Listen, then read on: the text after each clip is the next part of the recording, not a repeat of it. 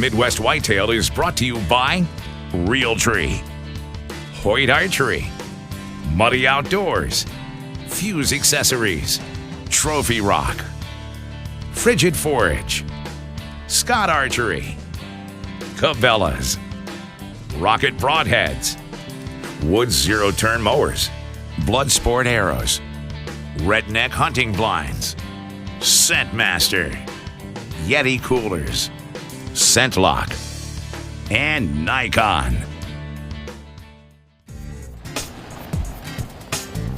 Welcome to Midwest Whitetail.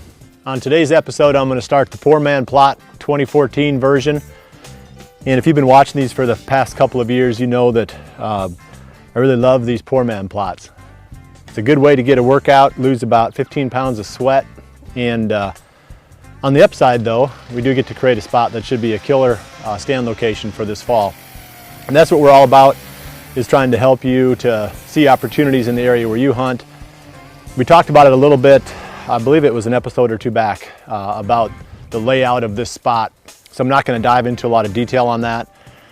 I like my little small staging area food plots to be tucked just inside the cover from where the deer are going out into the bigger areas to feed. That way they serve as these perfect little staging areas.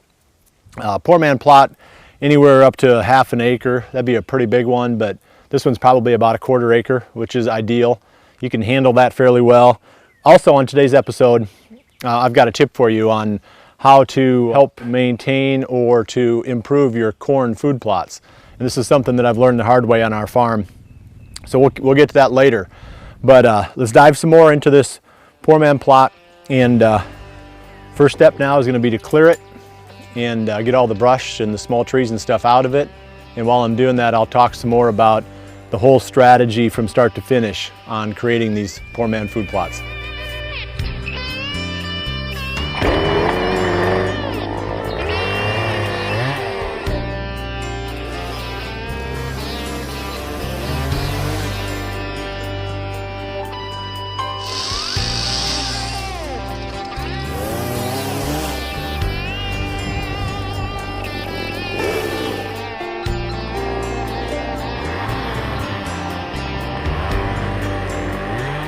Basically all I'm doing in this stage with the chainsaw is taking out the stuff that's really too big to burn down. And by burn down, there's kind of two stages to that. First one is the chemical burn down with Roundup, and then the second one is the actual physical burn down, where we'll come back in 10 days to 2 weeks after I spray this. I'll spray it today. We'll come back in a couple of weeks. All this grass and leaves and stuff will be dead. We'll catch a nice dry day so that it'll burn well. We'll just start a little small fire and we'll just burn all this stuff right off. So you don't have to necessarily clean every little thing out, but there's some things here that are too big to burn. I mean, that tree, you know, it's got to go. That one, I mean, there's probably, I don't know, 50 more little trees in this quarter acre that have to go out. And then after that, I mean, this kind of stuff here, I can spray that with Roundup and I can kill that, and it'll burn right up when we bring the fire to it in a couple of weeks after that. Well, that's the general strategy on this stage. I'm going to keep cutting some of these down, but in the meantime, I'm going to bring you that tip now on how to make your corn food plots more productive, and then we'll come back and we'll jump to the next stage of creating the Poor Man Plot.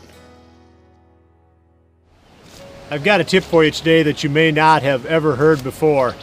This is something that, you know, it kind of goes with the territory of growing food plots, especially in these wooded areas. And when you're dealing with corn, there's always some critter out there that wants to get the corn before it gets to maturity and produces an ear in the fall. Sometimes we deal with the deer. You know, we've talked about that. I'm going to be putting up the hot zone fence once the corn plot gets up to a certain size where it's worth protecting it. But there's a lot of other predators or scavengers, if you want to call it that are working on this corn. And right now, the corn is just starting to spike. And at that point, it's really vulnerable to squirrels, chipmunks, raccoons, and even to a lesser extent, crows. They've learned that little spike of corn coming out of the ground is a little flag waving to them that says there's a kernel of corn under the ground here. All you got to do is dig it up and you can eat it. So they dig it up and they eat it, and then that plant dies. And I've had in some years. A food plot, the one that we're going into here, is about a 4-point-some acre food plot. I've had food plots almost that big, nearly completely wiped out. If the corn hits that spike stage and then it just kind of stalls there, either the weather gets cool or you run out of moisture or whatever it might be, and it sits there for too long, these critters just converge on these areas. So I came up or tried all different ways to combat it. You know, I've had to replant sometimes on these corn plots, but the best solution that I've come up with is what we're going to do today, and that is spreading corn on top of the ground. So you're basically giving them something that's easier to eat than digging up the corn. They know that there's something there that they want. We give them something easier, then they typically won't dig up that little corn kernel, and by the time the stuff that you spread on the ground is gone, the corn plant itself is past that vulnerable stage. It's already absorbed that kernel, and the squirrels and chipmunks and raccoons, they aren't digging for it anymore. So I'm stuck at that same crossing that I worked on a couple episodes back, where the guy that planted the food plot tore it up on the way in, putting the anhydrous in. Well, when the guy came in to spray it, he tore up the same crossing on his way back out. So a little manual labor today. I've got to take the shovel and clean this up a little bit so I can get this side by side through there, and then we'll show you how this works. Basically, as long as you got somebody helping you, somebody sits in the back of the side by side or in the back of the four-wheeler and just takes this bagged corn and just slings the corn out as you go along the outside edge of the field. You don't have to go clear in, because mostly it's going to be, like I said, squirrels, chipmunks, and raccoons. They're going to come from the timber. They're going to hit that corn laying on top of the ground. They're going to eat that, and they're not going to go any further. So we're just trying to buy some time. I think with the weather the way we've got coming in and the moisture in the ground, if we can buy 3 or 4 days or even 5 days, that's all we're going to need, and this corn is going to shoot right past that point where it's already absorbed that kernel.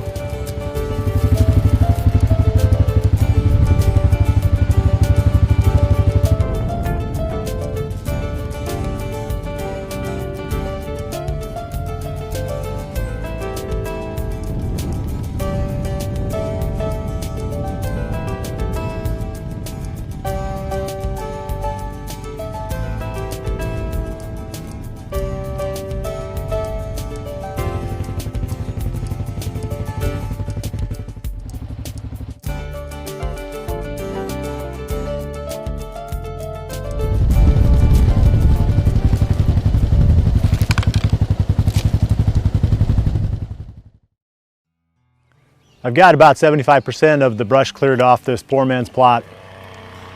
I've got this edge right here leading down into this little corner to clean up. And then I'm gonna move on to the next stage.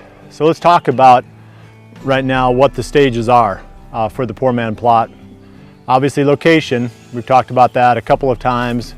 Number 2 is to clear it. Number 3, spray it. Then you wait. You've got about a 10-day to 2-week period there for everything to really die and dry down. And for the fire to work, it has to be dry. It can't just be dead. A lot of times that Roundup will do a nice enough job of killing within a few days that if you were going to till it up, you could till it up a little bit early without the plant, you know, having gone through that whole cycle and turning brown. But when you're burning it with fire, you've got to get it all the way brown. So you're looking at a couple of weeks. And then after that comes the real fun part, and that's raking. Anything that's left on here, we rake through it, and that creates enough of a texture to the surface of the ground that when you spread the seed on it, it's going to be able to work its way through that very top layer and get a little bit better seed to soil contact when the rains come. So after raking, we spread fertilizer and we spread the seed. I'm going to be putting Wild Game Buffet in this one from Frigid Forage, and it's a combination of clover with some brassicas in it, and that's going to create a nice, because I'm not going to come in and mow this thing right away, so it's going to create a nice little transitional food plot with the brassicas coming up a little bit faster and creating more forage early, and then the clovers kind of follow in behind that. We've tried the poor man plot twice now. We've had them both drought out. I mean, it doesn't mean that the work that we did clearing it was wasted, but the seedings themselves didn't take because they were on ridges, and the 2 droughts we've had these past 2 summers have basically killed those poor man plots. So before the spring is over, we're going to go back in and get those things kind of refreshed and ready to go again too, because I don't want all the work that we did doing all the clearing to go to waste. Plus I want to be able to hunt over those spots. So that's the plan here. That's the whole plan, I guess, to how these projects work. We call them poor man plots because we don't use very much power equipment. The only thing that has a motor in it is that chainsaw. So that's kind of why we say these things can be produced really by anybody, almost anywhere. Obviously you gotta have a little small clearing to start with, but you know, if I can do this, being 50 years old and stumbling around out here, I'm pretty sure that you can do it too. And they're not that expensive. It's something that's really gonna improve your hunting area.